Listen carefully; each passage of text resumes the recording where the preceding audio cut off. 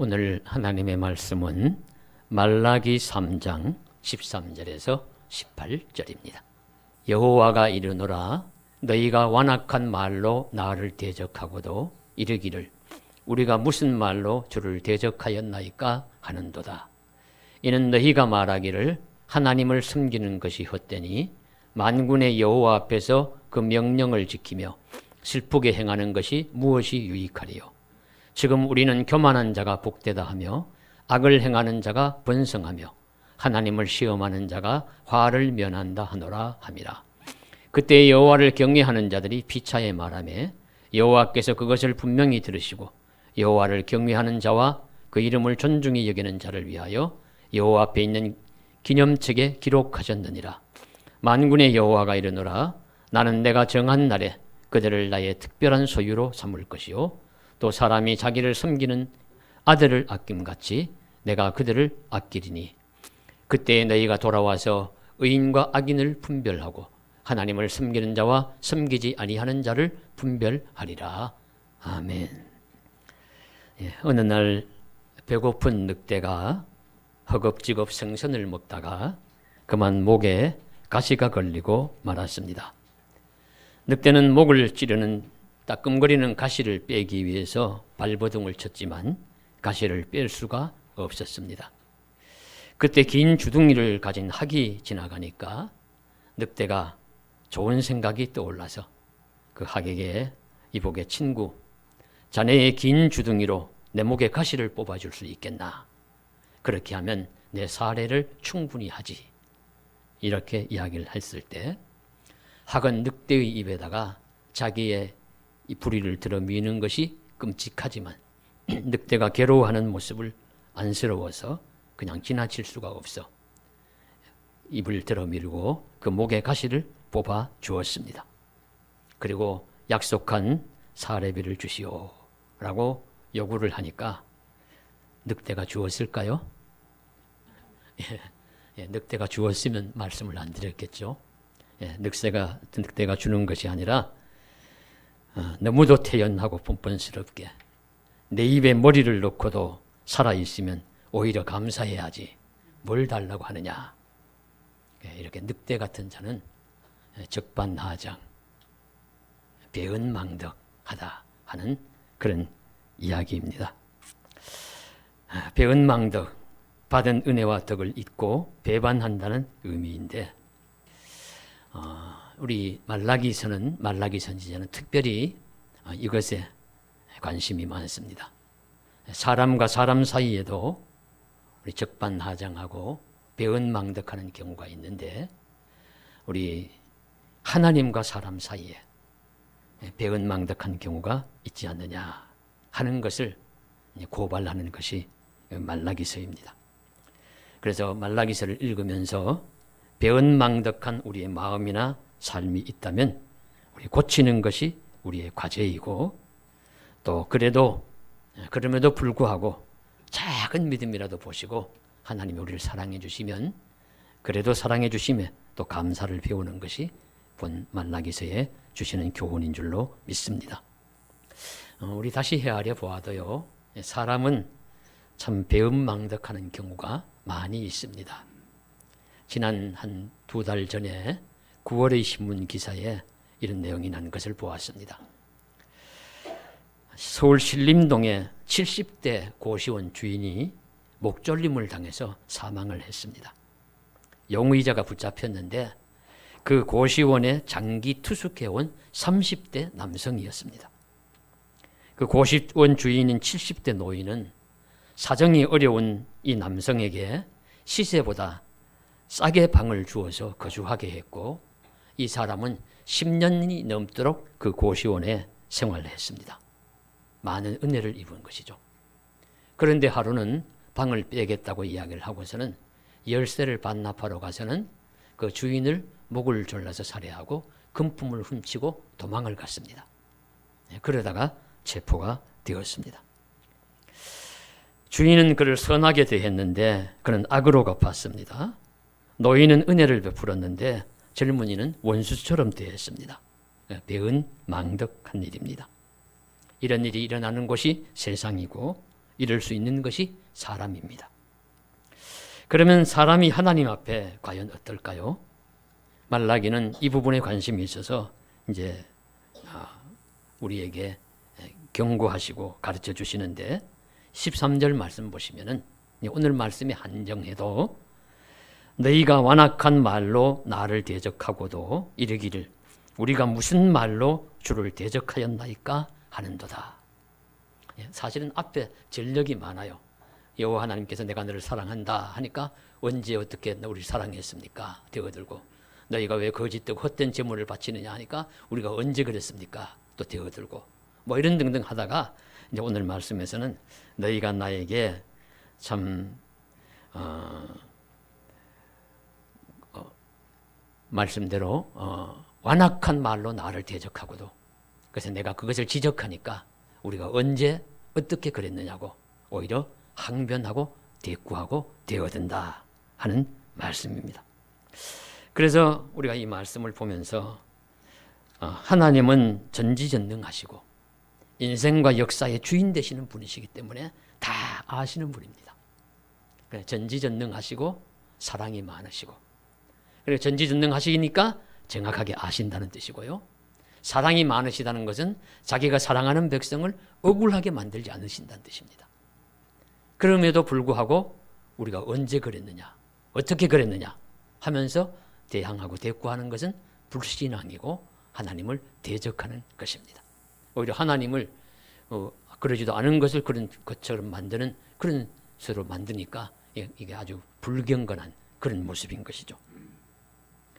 사람과 사람 사이에는 오해하기도 하고 잘못 봐서 혐오를 추궁하는 그런 실수를 할 때도 있다고 보여집니다. 저는 오늘 모르고 일부 예배 때는 이 말씀을 드렸는데 드려놓고 생각을 하니까 기도한 내용하고 잘 안 맞아서 제가 좀 반성을 했었는데 좀 잊자 불필요한 것 잊어버리고 원한 있는 것 잊어버리고 억울한 일 잊어버리고 그랬는데 잊으려고 해도 잊혀지지 않는 사건이 하나 있어요. 무엇이냐면은 중학교 때니까 지금부터 수십 년 전의 일인데 제가 억울하게도 컨닝한 사람으로 몰려가지고 선생님께 꾸중을 당하고 뺨을 맞은 적이 있습니다. 그래서 시험을 쳤는 것을 분명히 제가 기억을 해요. 그래서 기억을 해서 시험을 치르고는 이렇게 1번에서 한 4번, 5번까지인가가 이렇게 문제를 주곤 밑에 네모를 치고는 거기에 번호를 이렇게 하곤 답을 거기다 맞는 것을 찾아 넣는 것인데 나중에 검토를 하다가 보니까 그걸 잘못 적어 넣었어요. 그래서 옛날 지우개들이 다 그냥 성능이 좋지 않으니까 지우면 다 시커먼 자국들이 남습니다. 시커먼 자국이 남더라도 지우고 답을 이제 바로 적고 자신만만하게 내었는데 교무실에서 부르는 겁니다. 그래서 가보니까 시험지를 내어주더니만 다시 시험을 쳐라 그래요. 그래서 뭐 자신만만하게 한번 시험 쳤던 것이고 이미 맞추어 본 것이고 하니까 얼른 쳐서 내었죠. 그래서 맞추어 보더니만 왜 지난번에 친 거하고 이번 친 거하고 시험 답안이 다르냐, 이 지운 흔적이 뭐냐, 너 컨닝했지, 똑바로 돼. 이렇게 하면서 완전히 컨닝한 사람으로 완전히 인정을 하고는 추궁을 했어요. 그래서 제가 나름대로 어린 마음에 억울해서 선생님은 잘 모르면서 그러느냐고 막 대어들었습니다. 그랬더니만 돌아온 건 뺨만 맞았어요. 돌아갔어요. 버릇없이 그런다고. 그래 이렇게 이제 사람은 저는 뭐 사실 컨닝하지 않았습니다. 그런데 이렇게 이제 취급을 부정행위한 자로 취급받고 친구들이나 선생님들께 그런 모욕을 당하는 것이 억울해서 항변했지만은 그렇게 인정을 받았던 것이 기억나는데 사람과 사람 사이에는 오인도 오해도 할 수 있고 일반 세상 법정에서는 오해나 음모로 인해서 그릇 정죄받고 고통받는 사람들도 있을 수 있습니다.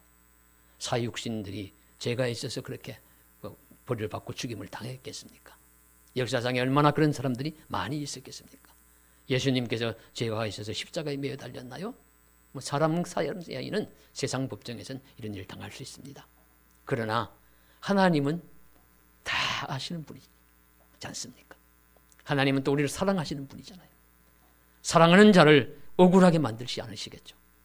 그래서 사랑의 마음으로 내가 이런 말을 하지 않았느냐, 이런 잘못을 하지 않았느냐, 그러면 예, 제가 잘못했습니다. 인정해야 그 다음에 그러면 잘못했으면 회개해라, 잘못했으면 다음부터는 그러지 말아라. 이렇게 순서로 나아갈 터인데 그런 단계로 나아가지 못하도록 이미 완악한 마음으로 그걸 막아버리고 마는 것입니다. 그래서 하나님이 책망하시는 것이죠. 우리에게 가르쳐 주시는 겁니다. 하나님이 지적하시면 예라고 순응하고 회개하고 주께로 돌아오라고. 그러나 사람은 그것을 잘 인정하기 싫어하는 것이 사람의 모습입니다. 자, 그러면은 하나님은 자신이 그들이 한 말을 증거로 제시합니다. 너희가 이렇게 하지 않았느냐. 그래서 14절에 하나님을 섬기는 것이 헛되며 만군의 여호와 앞에서 그 명령을 지키며 슬프게 행하는 것이 무엇이 유익하리요. 이런 말들을 하지 않았느냐 하는 것이죠. 이스라엘 백성들이 이제 불신앙적인 이런 말들을 했어요. 모여가지고 아이고 하나님 믿어도 다 거야. 믿는 것이 무슨 소용이 있어. 뭐 밥이 나와 떡이 나와 하는 말식으로 이렇게 이제 불신앙적인 말을 하는 것을 하나님이 들으셨어요. 들으시고 왜 그렇게 불신앙적인 말을 하느냐. 내가 너희를 먹이고 기르고 인도하고 다 살려주고 이렇게 도와주어서 이렇게 살아가는데 어떻게 이렇게 불신앙적인 말을 하느냐 하면 인정해야 되는데 우리가 언제 그랬습니까? 어떻게 그랬습니까? 이렇게 이제 하니까 하나님이 이렇게 증거를 제시하는 겁니다. 오늘날 우리들도 마찬가지죠. 우리도 우리 불신앙인들에게 비신앙인들에게 이런 이야기 들을 때가 많아요. 하나님을 믿는 것이 무슨 소용이 있느냐. 우리 비신앙적인 가족들에게도 이런 말씀 들어보셨을 거예요. 당신 예수 믿어서 뭐해? 무슨 좋은 일이 있었어? 우리가 또 믿음이 약해질 때도 이런 생각이 들 때가 있습니다. 내가 하나님을 잘 믿는 것이 무엇이 선한 일이 있는가? 그러나 이런 경우는 우리가 믿음이 떨어질 때 하나님의 역사와 사랑과 은혜를 모를 때 하는 말이죠. 하나님은 우리를 사랑하십니다. 하나님은 우리를 돌보아 주십니다. 목자와 양같이 양이 목자가 없으면 살아갈 수 없는 것 같이 하나님이 나의 목자가 되시니 푸른 풀밭으로 쉴만한 물가로 인도하시고 모든 어려운 골짜기 지팡이 빠질 때마다 지팡이와 막대기를 건져주시고 원수들 앞에도 상을 베풀어 주시고 영원히 살아가게 하시는 좋으신 하나님이 아버지 되신 하나님이 우리를 인도해 주시니까 살아가는데 우리가 그걸 모르니까 이런 불신앙적인 말을 하면서 하나님을 노엽게 하는 것입니다. 다윗은 이런 사실을 잘 아니까 자신이 능력이 있고 왕이고 팔방미인과 같은 재질이 있어도 재능이 있어도 여호와는 나의 목자시니 내게 부족함이 없으리로다 고백하고요. 너의 길을 여호와께 맡기라 그리하면 그가 이루시고 내 의를 빛같이 정오의 빛같이 하시리로다 그렇게 고백하고 있습니다. 우리도 기억하면서 우리 하나님 앞에 간절한 마음으로 믿음으로 하나님께서 함께 주셔서 도와주셔서 여기까지 살았습니다. 지금까지 살아왔습니다. 고백하며 감사하고 찬송하는 저와 여러분 되시기를 간절히 소망합니다. 그런데 배은망덕한 사람들이 많아요. 그들은 오늘날도 사람들은 이스라엘 유다 백성들과 같이 불신앙적인 말을 많이 하면서 하나님을 대적합니다. 하나님이 창조한 세상에 살면서도 하나님이 없다고 말하고 이 세상의 주인이 하나님이신데 자기가 주인처럼 살아갑니다. 하나님이 창조 원리를 파괴하며 동성간의 결혼도 주장하고 남자가 결혼하여서 서로 여보 당신 여자가 여자끼리 서로 결혼해서 가족에 살면서 여보 당신 하면서 살아가는 자들도 있는 상황이에요. 하나님의 창조 원리를 부정하면서 하나님을 대적하는 일입니다. 어떤 사람들은 교회가 필요 없다고 소리를 지르고도 있습니다. 하나님을 대적하고 하나님의 말씀을 부정합니다. 우리 이런 풍조에 휘말리지 않도록 조심해야 합니다. 더해서 더 하나의 증거를 제시하는데 말라기 상지의 사람들 이런 말 하지 않았느냐 하는 것이죠. 15절 지금 우리가 교만한 자가 복되다 하며 악을 행하는 자가 번성하며 하나님을 시험하는 자가 화를 면한다 하노라. 그렇습니까? 하나님이 이렇게 말씀하신 적 있나요? 교만한 자가 복되다. 악을 행하는 자가 번성한다. 하나님을 시험하는 자가 화를 면한다. 이런 말씀하신 적이 없어요. 하나님의 법칙과 완전히 다릅니다. 하나님은 교만한 자를 물리치시고 겸손한 자를 가까이 하시고 들어 올리신다 말씀하셨습니다. 하나님은 악을 행하는 자를 결국에는 멸망할 것이고 그들이 벌을 받을 것이라고 하시고 선을 행하고 의와 진리 속에 살아가는 자에게 복을 주신다고 하십니다. 하나님은 시험 받으실 분이 아닙니다. 주 너희 하나님을 시험치 말라고 하셨습니다. 그럼에도 불구하고 이스라엘 백성들은 이렇게 완전히 거꾸로 하나님이 교만한 자를 잘 되게 하셔, 하나님이 악을 행하는 자를 번성하게 하셔, 하나님 시험해도 돼, 이렇게 하면서 하나님을 대적하고 소위 말하면 악을 조장하고 불신앙을 조장하는 그런 삶을 살아갑니다. 화인 맞은 양심이 되어서 선한 말을 하지 않고 믿음의 말로 서로 존중하면서 은혜를 끌어올리지 않고 자꾸 악하고 교만하고 망령된 말을 하면서 하나님에 대한 믿음을 버리고 낮추는 그런 모습을 보여줍니다. 이 배은하는 모습입니다. 죄된 본성으로. 그래서 이런 모습들이 말라기 시대만은 아니고요, 그 이후의 역사 속에서 많이 계속됩니다. 그래서 시편 2편에 보시면 어찌하여 열방들이 분노하며 민족들이 헛된 일을 꾸미는가, 세상의 군왕들이 나서며 관원들이 서럽게 하여 여호와 그의 기름 부음 받은 자를 대적하며 우리가 맨 것을 끊고 그의 결박을 벗어버리자 하는도다.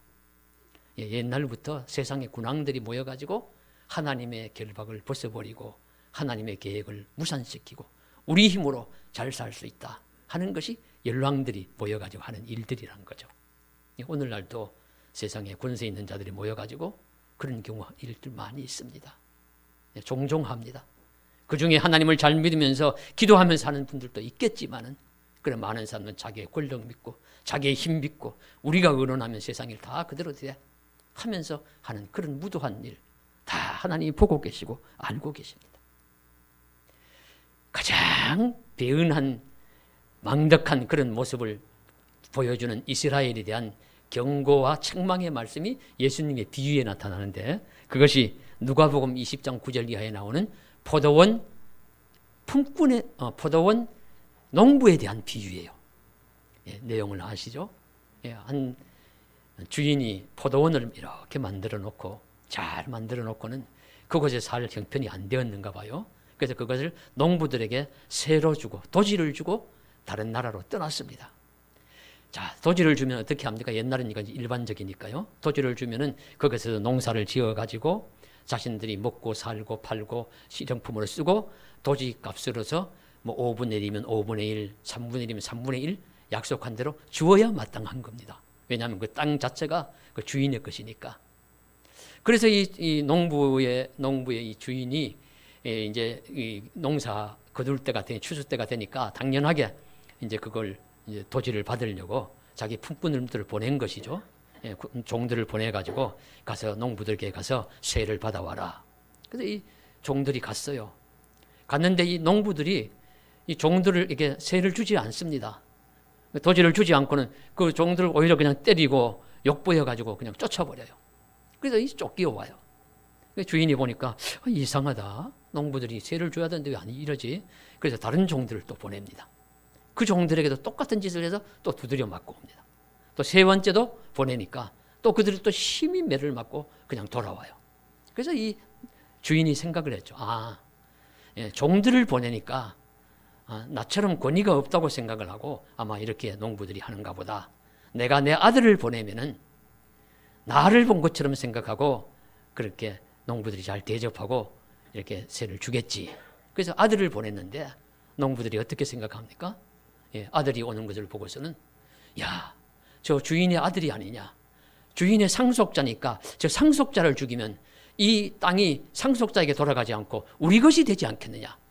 그런 악한 마음을 먹고 주인의 아들을 그러면 죽이고 말았다는 거죠. 누가복음 21장 9절 이하에 보면 나옵니다. 이스라엘인들이 이렇게 악했다는 거죠. 이 종들은, 주인이 보낸 종들은 선지자들을 의미합니다. 선지자들을 보내니까 박해하고 쫓아버리고 말을 듣지 않아요. 그래서 결국에는 하다가 안 되니까 하나님이 자기 아들 예수님을 세상에 보내셨어요. 그런데 예수님을 그들이 죽입니다. 마치 이 주인의 아들을 죽이면 상속을 자기들이 받을 것처럼. 이런 이제 악하고 부도한 일들을 하는 것이 인생사라는 것을 우리 하나님 예수님께서도 우리 책망하시고 경고를 하셨습니다. 이런 말씀들을 읽으면서 우리도 하나님 앞에 배은망덕한 모습이 없는가 돌아보아야 할 것입니다. 우리는 완악한 말로 하나님을 대적한 적이 없습니까? 하나님을 섬기는 것이 무슨 소용이 있느냐고 반항한 적은 없습니까? 하나님의 가르침과 말씀에 대하여 정반대 주장을 함으로 하나님을 노엽게 한 적은 없습니까? 받은 바 은혜가 크고 놀라운데 다 잊어버리고 포도원 농부들처럼 악하게 되돌려 주지는 않았는지요? 세상에 무슨 권세나 힘이 있다고 하나님도 무시한 적은 없는지요? 하나님 없이도 잘되고 잘 살 수 있다는 세상 풍조에 영합하지는 않았는지요? 다 배은망덕한 인생의 모습입니다. 회개해야 합니다. 다시 돌이켜서 주께로 돌아와야 합니다. 회개의 영이 우리들 위해 한국교회와 이민족교회에 임하기를 간절히 소원합니다. 그런데 다행히 세상은 이처럼 배은망덕한 사람들로만 채워진 것이 아니죠. 세상에는 함부로 하나님의 말씀을 대적하고 곡해하는 불신앙인만 사는 것이 아니라 그래도 하나님을 믿고 하나님의 은혜를 알고 감사하며 사는 하나님의 백성들이 있습니다. 오늘 말씀에도 그런 사람들을 하나님을 경외하는 자들이라. 16절에 보십시오. 그때에 여호와를 경외하는 자들이 피차에 말하며. 여호와를 경외하는 자들은 다른 말을 하며 살아요. 감사하는 말하고 찬양하는 말하고 기도하며 참 하나님께 은혜를 갖고 사랑하는 말을 하면서 살아가는 것이죠. 그렇게 살아가는 것이 여호와를 경외하는 자들입니다. 근데 그 다음 말씀 보시면 여호와께서 그것을 분명히 들으시고 그 말씀도 들으신다는 거죠. 하나님께 불경건하고 하나님 앞에 원망하고 하는 말씀만 듣는 것이 아니라 하나님을 찬송하고 하나님을 기도하고 하나님께 감사하고 하나님께 간구하고 하나님 앞에 참 찬양하는 이런 말씀도 다 하나님께서 들으신다는 것입니다. 그래서 오늘 말씀에 여호와께서 그것을 분명히 들으시고 우리 꼭 기억하셔야 돼요. 그래서 우리가 하는 불신앙 불경건한 말도 들으시겠지만 우리가 하는 감사와 찬송과 기도와 그런 내용들도 다 들으신다. 다 들으시는 하나님이시다. 나의 소원에 귀를 기울이신 하나님, 내 억울한 하소연도 들으시는 하나님, 내 눈물의 기도도 들으시는 하나님, 내가 드린 찬송도 들으시는 하나님, 그 하나님이 우리의 모든 것을 보시고 듣고 계십니다. 오늘 말씀 우리 함께 너는 내게 부르짖으라 내가 내게 응답하겠고 내가 알지 못하는 크고 은밀한 일을 내게 보이리라. 예레미야 33장 3절의 말씀처럼 우리가 하나님의 부르짖을 때 하나님은 우리의 기도를 들으시고 응답해 주실 줄로 믿습니다. 하나님은 이런 하나님을 경외하는 자들에게 두 가지 약속을 하십니다. 하나는 하나님을 경외하고 하나님의 이름을 존중히 여기는 자들을 위하여 하나님의 기념책에 분명히 기록하실 것이다. 하나님의 기념책에 분명히 기록하실 것이다. 무엇을 기록합니까? 찬송하는 것, 기도한 말들, 하나님께 감사한 내용들, 하나님께 참 은혜를 그런 기록한 내용들 하나님이 다 하나하나 기록하시고 거기에 대해서 이름도 기록하실 거예요. 우리의 이름도. 우리의 이름이 잘 기록된다는 것은 우리 성경에 이렇게 나옵니다. 모세도 주의 기념책에서 주의 생명책에서 내 이름을 지워버려 달라고 했는데 이건 이제 역으로 들어야 되죠. 우리 백성들을 변화시키려면 차라리 내 이름을 지워달라고 했는데 그만큼 그 이름이 감사하고 소중한다는 뜻입니다. 생명책에 이름이 기록된 것이. 요한계시록에 보시면은 생명책에 이름이 기록된다는 말씀이 많이 나와서 생명책에 이름이 기록되지 않으면은 마귀, 사탄, 짐승들에게 절하는 자들이고 하나님 앞에 불경건한 말로 하나님께 불순종하는 자들이고 그래서 결국에는 지옥불에 떨어지고 둘째 사망을 겪는 그런 자들입니다. 그러나 하나님의 생명책에 이름이 기록되는 자들은 하나님 말씀에 순종하고 하나님께 감사하고 흰옷 입고 하나님 앞에 나타나는 자들이고 하나님 여호와를 기뻐하면서 살아가서 짐승들에게 그까지 절하지 아니하고 믿음을 지키는 자들이어서 영원한 하나님의 나라에 생명수 샘물을 마시고 그 강물을 마시고 생명나무의 열매를 한량없이 먹으면서 살아가는 그런 자들, 바로 하나님의 생명책에 그 이름이 기록된 자들입니다. 오늘 말씀이 나오는 기념책과 그리고 요한계시록에 나오는 생명책은 서로 같은 것을 의미할 거예요. 그래서 생명책에 우리의 이름이 기록된 것을 기뻐하면서 감사하면서 살아가는 저와 여러분 되시기를 또 주님의 이름으로 간절히 소원합니다. 그 다음에 둘째 하나 더 하시죠. 하나님을 경외하며 찬송하는 자들을 하나님은 자신의 특별한 소유로 삼으실 것이고 하나님이 아들을 아낌같이 그들을 아끼실 것이라고 말씀하십니다. 예, 너무 소중한 약속을 주세요. 특별한 소유로 삼고 그리고 아들을 아낌같이 내가 아끼고 사랑해 줄 것이다. 뭐 최고지요. 예, 여러분께서도 자녀를 사랑하시고 아끼시는 것처럼 하나님도 우리를 자녀처럼 아끼고 사랑하신다고 말씀하십니다. 그래서 신약성경 요한복음 1장 12절에 영접하는 자 곧 그 이름을 믿는 자들에게는 하나님의 자녀가 되는 권세를 주셨다고 말씀하시고 있습니다. 예, 다윗의 이야기로 예를 들고 말씀을 맺겠습니다. 다윗이 사울의 왕궁에서 핍박도 많이 받았지만요, 한 가지 그가 참 잊지 않고 간직해야 될 것이 하나 있는데 그것은 요나단과의 친구로서의 우정입니다.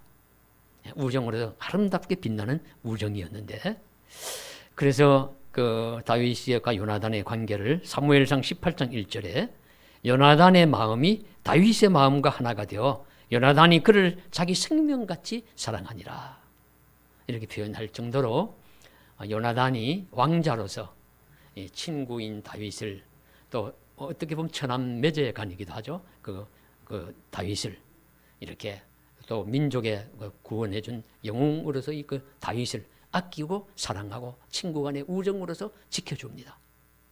그래서 이 다윗이 점점 더 이제 백성들의 신망을 얻고 나가서 전쟁에서 이기고 돌아오고 막 이렇게 자꾸 이 힘이 장성해져 가니까 이 사울 왕은 다윗을 죽이지 못해서 안달이 나죠.